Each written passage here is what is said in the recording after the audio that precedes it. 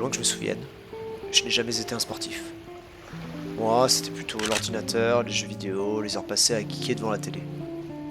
J'avais quand même un esprit de compétition. J'aimais la gagne, mais je me donnais jamais les moyens de l'exprimer vraiment.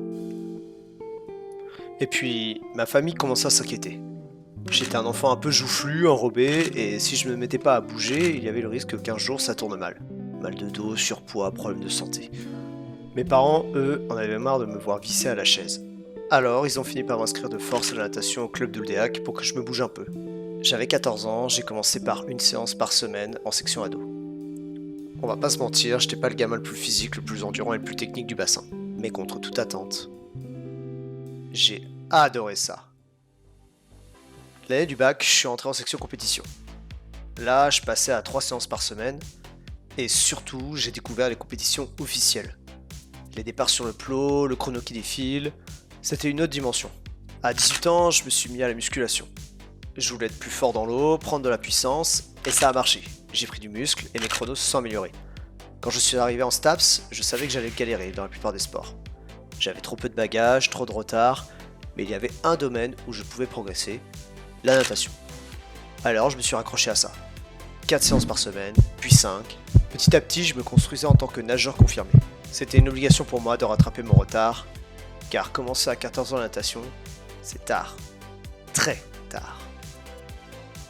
Une fois ma licence STAPS en poche, j'ai décroché mon diplôme d'entraîneur spécialité natation et de maître nageur. J'ai été embauché dans la piscine de l'Oudéac, là où se trouvait aussi mon club de cœur. C'était comme avoir une piscine à domicile, finalement. J'ai pu encore augmenter la charge d'entraînement. 6 séances, puis 7 séances par semaine. À cette époque, je vivais littéralement natation. En 2021, j'ai déménagé à Brest pour rejoindre ma copine. J'ai fait le meilleur choix de ma vie. J'ai été embauché dans une autre piscine, mais je souhaitais rester licencié à l'Oudéac. Le coach m'envoyait les séances en photo et moi je les faisais dans ma piscine. Pas de coéquipier, pas de coach au bord, juste moi et ma discipline. Et ça a duré 3 ans. 3 ans à me pousser tout seul, à progresser malgré tout. Et puis il y a eu ce jour, les interclubs du 11 novembre 2023, où j'ai nagé le 200 papillons en 2 minutes 15 secondes et 15 centièmes. C'était mon record personnel. Ce n'était pas du tout mon domaine de prédilection, moi ma spé c'est plutôt le 50-100 mètres. Vous l'ignorez peut-être, mais un 200 mètres c'est une distance compliquée, car elle mélange le sprint, que je maîtrise, et le début d'une nage de distance. Mais avant d'aller plus loin, je dois vous expliquer qu'est-ce que c'est que les interclubs. Les interclubs c'est une compétition à part. C'est l'événement le plus collectif de l'année. Chaque nageur marque des points pour son club, et à la fin tout est additionné. On gagne ensemble, on perd ensemble. Aux interclubs, tu nages pour tes couleurs, pour ton équipe, pour le placement national et régional. Après ce record, j'ai continué à m'entraîner sérieusement. J'ai même amélioré mes chronos sur d'autres courses, 50-100 mètres papillon, 50-100 mètres 200 mètres crawl. Mais pas sur le 200 mètres papillon. Ainsi, en juillet 2024, à la fin de la saison, j'ai décidé de couper. 10 entraînements par semaine, ça finit par peser lourd sur son quotidien. Et puis, s'entraîner sur son lieu de travail, c'est dur mentalement. Ça veut dire partir plus tôt le matin ou rester plus tard le soir, et au final, ça fait plus de 10 heures par jour passées dans la même piscine, soit plus de 40 heures semaine. Voire plus de 50 heures quand je travaillais les week-ends. J'avais besoin de ralentir, de souffler, de m'ouvrir à autre chose, de récupérer du temps personnel.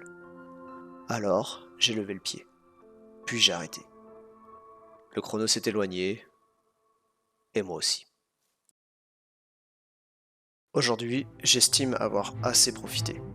Avec ma famille, mes amis, ma copine. Je me suis laissé vivre et ça m'a fait un bien fou. Maintenant, j'ai envie de nouveaux défis. Et justement, une occasion en or se présente, car dans 2 mois, jour pour jour, le 8 novembre 2025, il y aura les Interclubs de Bretagne. Et je repars quasiment de zéro sur mon 200 mètres papillon. Me fixer des objectifs me manque, la compétition me manque, ce défi court et intense est la chance parfaite pour me replonger dans ce que je connais. Régularité, discipline, effort, dépassement de soi.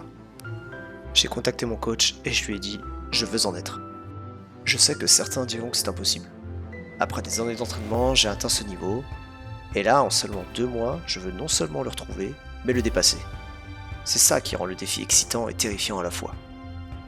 Je compte me filmer chaque semaine pour parler de mes entraînements, que j'ai montés moi-même grâce à mes connaissances de maître nageur et de coach en natation.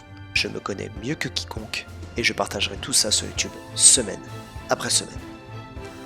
Bonjour à toi, qui a pris le temps de regarder jusque-là. Je m'appelle Jonathan, j'ai 28 ans et je pratique la natation depuis 15 ans. Mon objectif est clair, battre mon record de 2,15,15 le 8 novembre 2025 aux Interclubs de Bretagne. Aujourd'hui, nous sommes le 8 septembre 2025 et il me reste 2 mois pour revenir à mon plus haut niveau, m'entraîner et être prêt pour le jour J. Un chrono, une équipe, un défi. Bienvenue dans ma série. Objectif, moins de 2,15,15.